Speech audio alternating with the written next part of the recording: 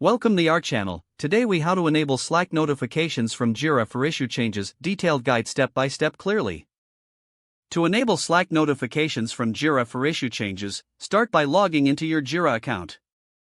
Navigate to the project for which you want to set up Slack notifications.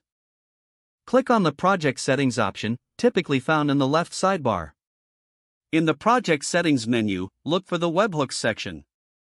Click on webhooks to create a new webhook. Select the Create a Webhook button. You will need to enter the webhook details including the URL from your Slack workspace.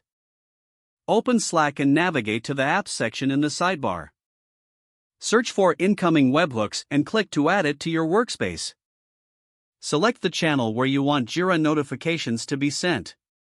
Once the channel is selected, Slack will provide you with a unique webhook URL. Copy this webhook URL back to the Jira webhook creation page. In Jira, paste the webhook URL into the designated field. Set the events you want to receive notifications for by adding them to the webhook configuration. You can choose options like issue created, updated, or transitioned based on your preferences.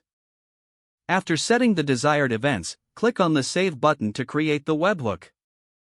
To test the integration, trigger an event in Jira that should send a notification. Check the specified Slack channel to confirm if the notification appears. If successful, you will now receive real-time notifications in Slack for Jira issue changes. If the page does not load, refresh the browser or try again in a private or incognito window. Make sure you are using the correct email address, then retype it carefully to avoid small typos. If your password is not accepted, use the reset option and create a new strong password you can remember. Check your spam folder for verification or security emails, then complete any requested confirmation steps. Enable two-factor authentication if available to improve account security and reduce unauthorized access risk. After signing in, review your profile details so your contact information and settings are accurate and current. If you see an error message, note it down and try again after restarting your device and internet connection. Log out when you finish, especially on shared devices, to keep your account and payment information secure. If the page does not load, refresh the browser or try again in a private or incognito window.